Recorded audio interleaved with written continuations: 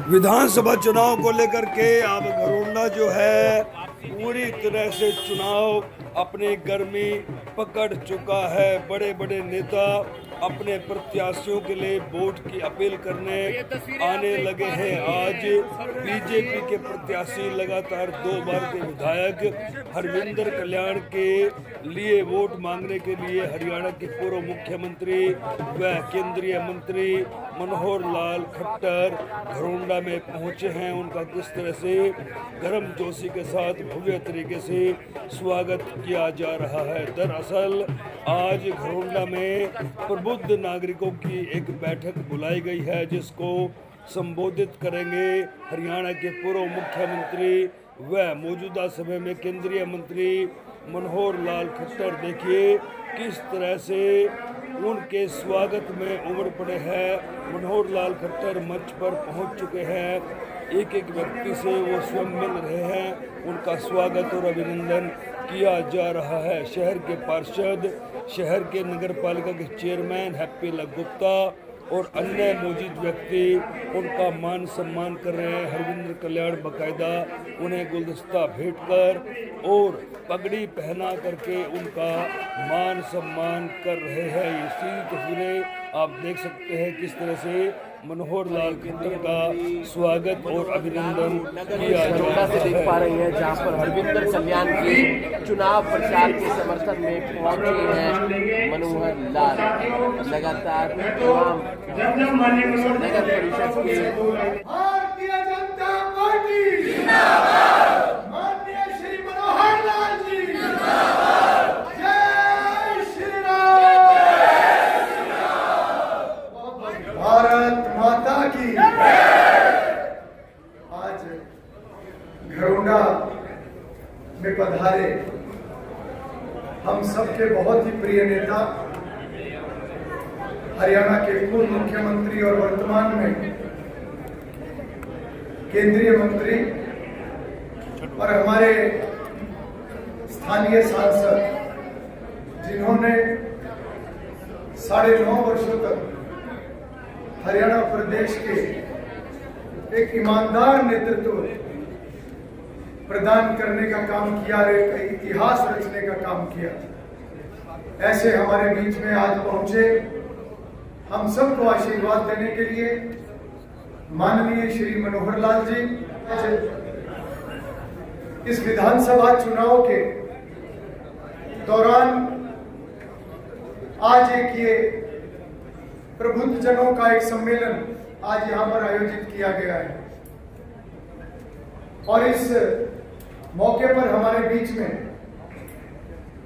मुख्य रूप से पधारे माननीय मनोहर लाल जी, जिनके बारे में मैं इतना जरूर कहूंगा कि घरोंडा क्षेत्र की तरक्की, इसका कम शब्दों में बहुत ज्यादा विवरण नहीं दिया जा सकता। जहां आपने पूरे हरियाणा प्रदेश को हरियाणा एक, हरियाणवी एक के सूत्र में बांधकर एक राजनीति का अर्थ बदलने का काम किया। राजनीति में किस प्रकार से सेवा व्यवस्थाओं को ठीक कर आम जन के जीवन की कठिनाइयां कैसे कम हो सकती हैं, उस बड़ी सोच के साथ आपने 9.5 वर्षों तक हरियाणा प्रदेश की बागडोर को संभाला।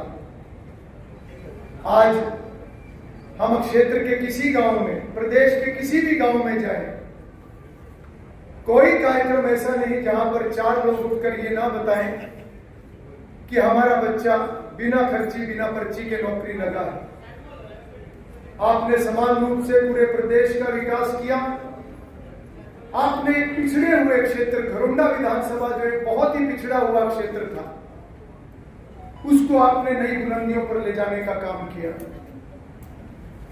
आपके मुख्यमंत्री रहते हुए जहां गरीब आदमी को न्याय मिला है, जहां गरीब के घर में दिया जला है, जहां आपने ऑनलाइन को बढ़ावा देकर किस प्रकार से सम्मान के साथ हक मिलता है, उसकी एक परिभाषा आपने लिखी है। आपके इस कार्यकाल में हरियाणा प्रदेश में वास्तव में एक बदलाव, एक इतना बड़ा बदलाव जो वर्षों तक याद किया जाएगा। अगर मैं कहूं कि एक टर्निंग पॉइंट हरियाणा की राजनीति में, तो उसमें कोई अतिशयोक्ति नहीं होगी। घरौंडा क्षेत्र की अगर मैं बात करूं, आपने बहुत बड़े बड़े प्रोजेक्ट्स देकर हमारे क्षेत्र के भावी पीढ़ी के लिए भी आपने तरक्की के रास्ते खोले हैं। जहां आपने मेडिकल यूनिवर्सिटी की सौगात दी, वहीं आपने किसानों के लिए नया शुगर मिल बनाकर हमारे क्षेत्र में और किसानी लाने का काम किया। जहां आपके कार्यकाल में भारत की तीसरी एनसीसी एकेडमी जो कि निर्माणाधीन है, उसकी सौगात हमें मिली, वही हमारे क्षेत्र में सड़कों का एक मजबूत जाल आपके कार्यकाल में बिछा है। इस क्षेत्र ने एक लंबा समय ऐसा देखा जब विपक्ष की सरकारों के दौरान 20-20 साल तक सड़कों के ऊपर कोई टांकी लगाने वाला नहीं होता था, कोई रखवाल नहीं होता था। इस प्रकार की सरकारों को हमने भुगता है। आपके कार्यकाल में हमारे क्षेत्र में बेटियों के लिए कॉलेज, बेटियों के लिए स्कूल, 2-2 ITI, कितने ही आपके पावर हाउस, कितने अस्पताल, बस अड्डे की सौगात, घरौंडा को सब डिवीजन, और उसके साथ साथ हमारे लाइन पार्क क्षेत्र में जो 20 गांव हैं, उनका घरौंडा से आने जाने का कभी भी कोई रास्ता नहीं होता था। रेलवे रास्ता बंद कर देता था, कॉलोनियों के अंदर से लोग जाया करते थे, रोज यहाँ पर झगड़े होते थे। आपके आशीर्वाद से रेलवे जो कभी 1 इंच भी जमीन नहीं देता, रेलवे ने आधा किलोमीटर लंबी जमीन देकर घरौंडा को 20 गांव में जोड़ने का काम किया। आपके कार्यकाल में लगभग 45 कॉलोनी घरौंडा विधानसभा की जो नियमित हुई है, आज उनके अंदर लोग नरकीय जीवन से बाहर निकले हैं। ग्रामीण विकास की मैं बात करूं तो हर गांव के अंदर चौपाल, कम्युनिटी सेंटर, फिरनी, गलियां, पीने के पानी की व्यवस्था, ये सब आपके कार्यकाल में हुआ है। जबकि आपके जिम्मेवारी संभालने से पहले हमारी यमुना बेल्ट में लगभग 25 गांव ऐसे थे जो आजादी के लगभग 70 साल के बाद भी 50% से लेकर 100% तक कच्चे हुआ करते थे। आज उन गांवों के अंदर विकास दिखाई देता है। आपने जिस प्रकार से आम जन की दुआएं लेने का काम किया है, वास्तव में ये प्रेरणा है हर व्यक्ति के लिए जो समाज में सेवा करना चाहता है, जो राजनीति में आगे आना चाहता है। भविष्य के लिए आपने जो परियोजनाएं जो तैयार की है, चाहे वो रैपिड रेल जो करनाल दिल्ली से पानीपत तक का प्रथम फेज जिसका काम शुरू हुआ है, आपने उसको पानीपत से करनाल तक का विस्तार करवाकर जब वो सेकंड फेज के अंदर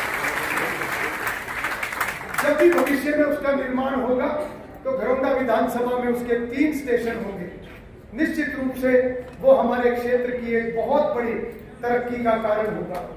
और साथ ही साथ आज करनाल का रिंग रोड घरौंडा विधानसभा के बीच में से निकलता है।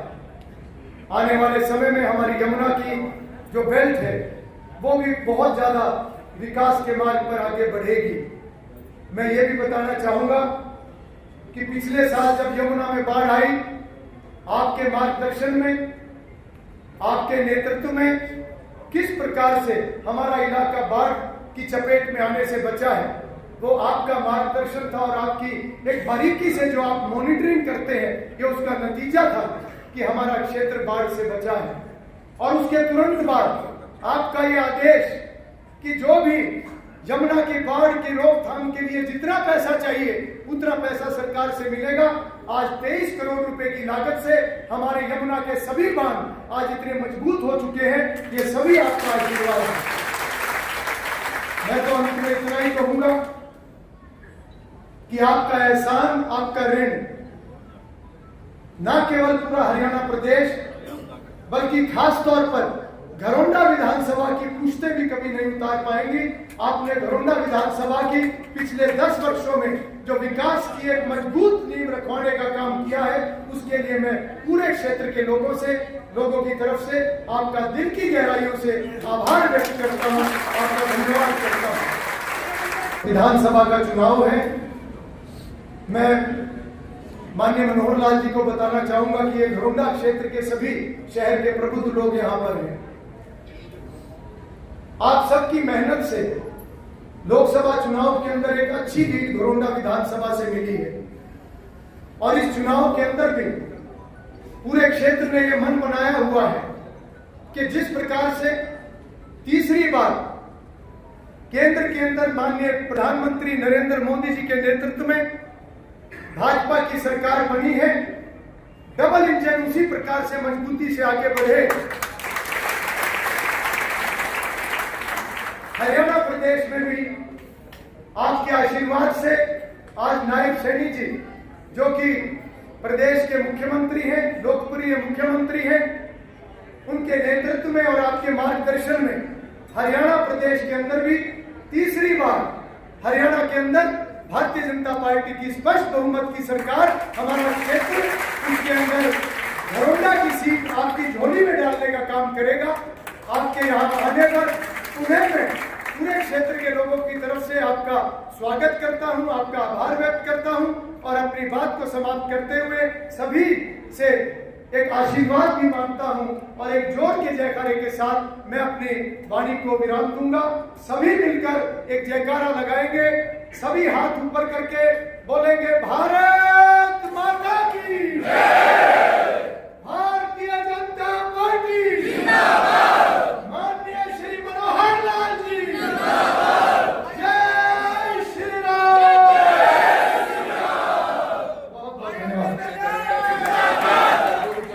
भारत माता की जय, भारत माता की जय।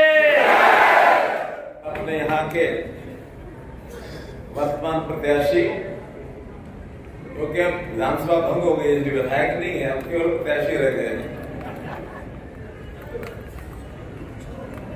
2 बार यहां से पहले भी विधायक रहे हैं। आपका प्रेम और प्यार, आशीर्वाद इनको पहले लगातार मिला है। इस बार फिर से इनके लिए आपका प्यार, आपका आशीर्वाद मांगने के लिए मैं स्वयं आया हूं। ऐसे हमारे भाई हरेंद्र कल्याण जी, हमें जैसा जानकारी है कि विधानसभा का चुनाव जो हर 5 वर्ष के बाद एक लोकतांत्रिक उत्सव के नाते हमारे बीच में आता है, अपनी प्रणाली है। इस बार 2024 का ये चुनाव एक बहुत महत्वपूर्ण भूमिका लेकर के आया है, एक महत्वपूर्ण कदम हमारे लिए है। इस कदम को बताने के लिए मैं आया हूं कि इससे इस बार का चुनाव महत्वपूर्ण कैसे है।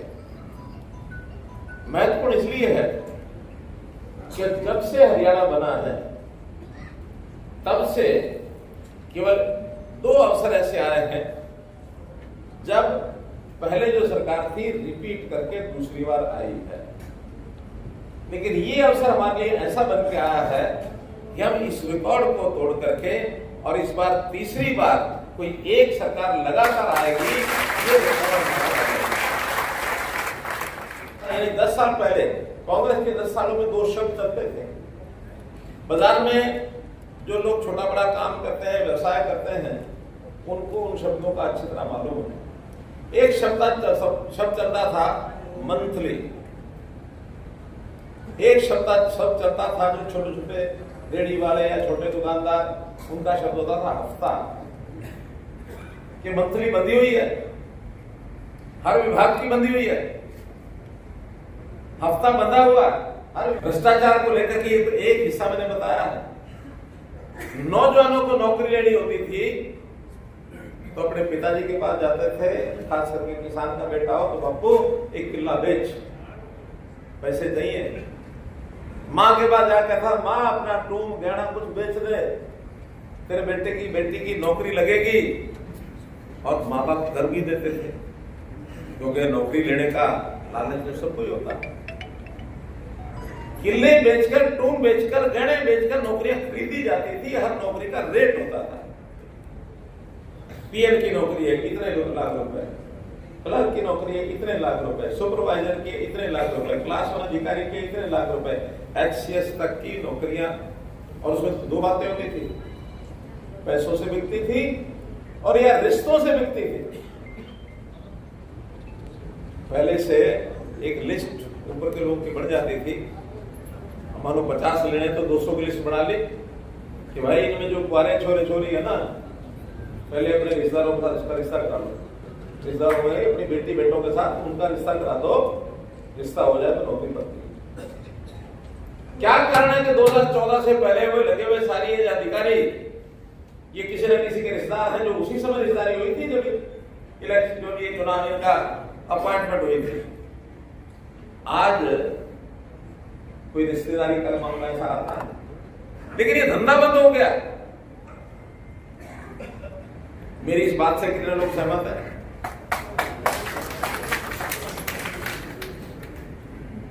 हमने यही नौकरियां उनसे ज्यादा बिना पर्ची बिना खर्ची, ये शब्द ऐसा चल पड़ा है।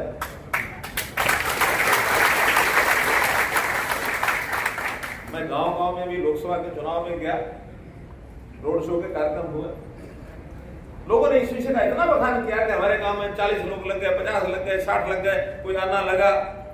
एक ने तो ये कहा जी आना लगना क्या था, जिस दिन नौकरी लगी थी उस दिन आपके पार्टी का एक आदमी आया, मिठाई का डब्बा लेके आ गया, मिठाई खाओ आपकी नौकरी लगी। मिठाई खिलाने वो आ गए।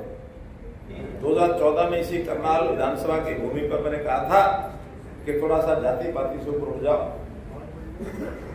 हरियाणा एक, ये नारा मैंने दिया 2014 में कि सब लोग हरियाणवी बंद करके सोचो कि हरियाणा को हमने आगे बढ़ाना है। जाति पाति का तो ये आलम है, आम आदमी के दिमाग में कैसे घुसा होता है, मेरा बहुत पुराना ध्यान में आ रहा है मुझे। मेरा एक किसी इलाके का ड्राइवर कभी मेरे साथ होता था, मैं संगठन मंत्री था, राजकुमार क्या मिलेगा। इस इलाके में मैं बहुत घूमा हूं। कोरोना को तो मुझे लगता है जैसे मैं अपने घर में आ गया। उसमें जैसे पांडवों के 5 गांव प्रसिद्ध है ना, तो मैं यहाँ आता था, मैंने भी 5 गांव याद कर रखे थे। क्या? कालरम, कुटेल, कैमला, कौंड और कैरवल।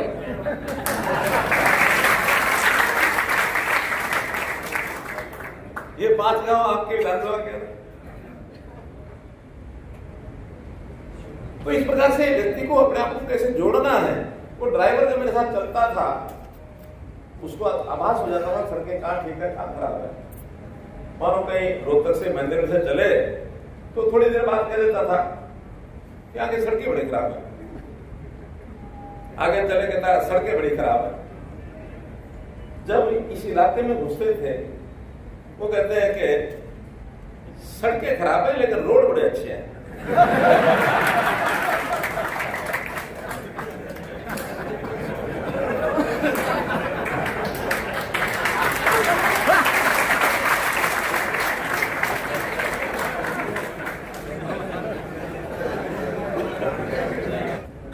हमारे यहाँ के सबसे पहले विधायक रमेश कश्यप वही ना, मैं उस समय संघ का काम करता था, विचारक था।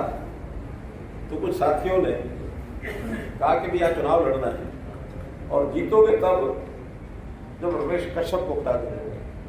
मैंने कहा रमेश कश्यप हमारा बहुत सम्मानित है, आगे कैसे जीतेगा? ना जी ना, एक बार कश्यप उठ गए ना तो इसको जिता देंगे। और वो जीते, थोड़े से वोट से जीते। 1991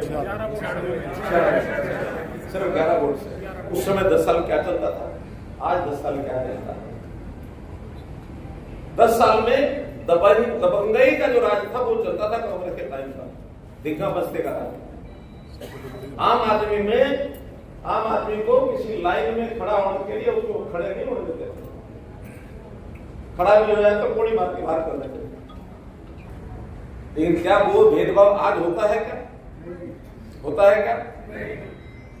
सारे समाज को एक परिवार मान करके हमने 10 साल शासन किया है और आगे भी लगातार उसी परिवार भावना से करते रहेंगे। वो प्रदेश के किसी 2014 में 27 लाख राशन कार्ड थे, आज मालूम है कितने हैं? 52 लाख राशन कार्ड है। हर जिले में मेडिकल कॉलेज खोलने की बात करती है। हमने कुछ जिलों में, जिसमें करनाल जिला भी शामिल है, एक बड़ी जमीन जो मैंने हमारे विधायक हरिंदर कल्याण जी के जिम्मे लगाया है कि मुझे 1000 एकड़ जमीन दे दो, बड़ा एक IMT सेंटर,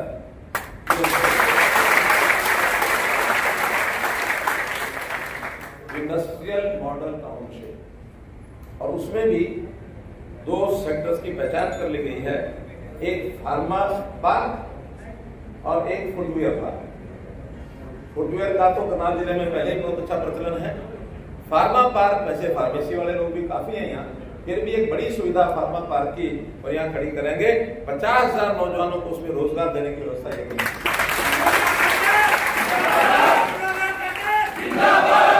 अपील सबसे एक है कि आपने पहले 2 टर्म यहाँ बहुत सहयोग किया है, हरिंदर कल्याण जी यहाँ से जीत प्राप्त कर रहे हैं, तीसरी बार भी हरिंदर कल्याण जी को भारी मतों से आप जिताएंगे और ये तीसरी बार अपनी सरकार हरियाणा में भारतीय जनता पार्टी की सरकार बनना मुझे तो तय लग रहा है।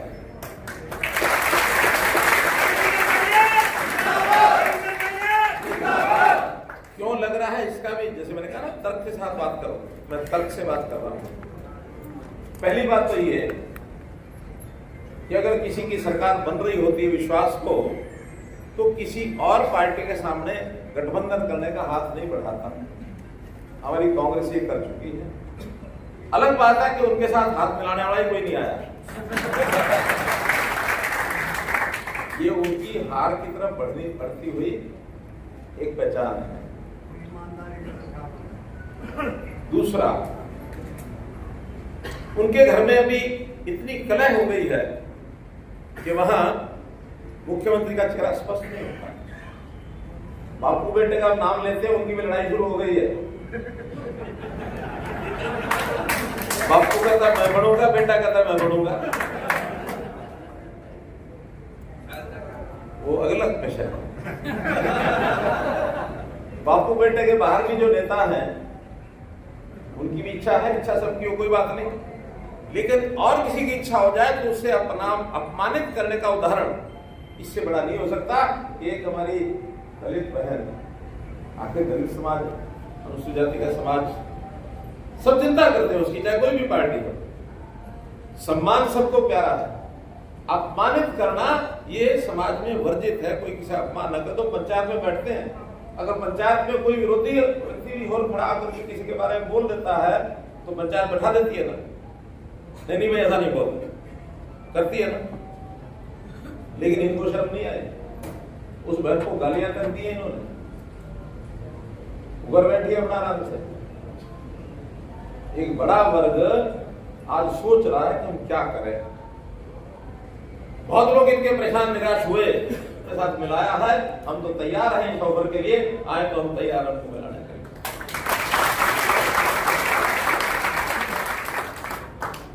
दूसरा कारण ये है, और एक तीसरा कारण, बहुत तर्क संगत कारण बता रहा हूं। 2004 केंद्र में किसकी सरकार थी? कांग्रेस की, यूपीए कांग्रेस। और फिर प्रदेश में किसकी बनी? कांग्रेस की। 2009 सेंटर में किसकी सरकार थी? प्रदेश में किसकी बनी? 2014 सेंटर में किसकी सरकार थी? प्रदेश में किसकी बनी? 2019 सेंटर में किसकी थी? प्रदेश में किसकी बनी? और 24 सेंटर में किसकी है?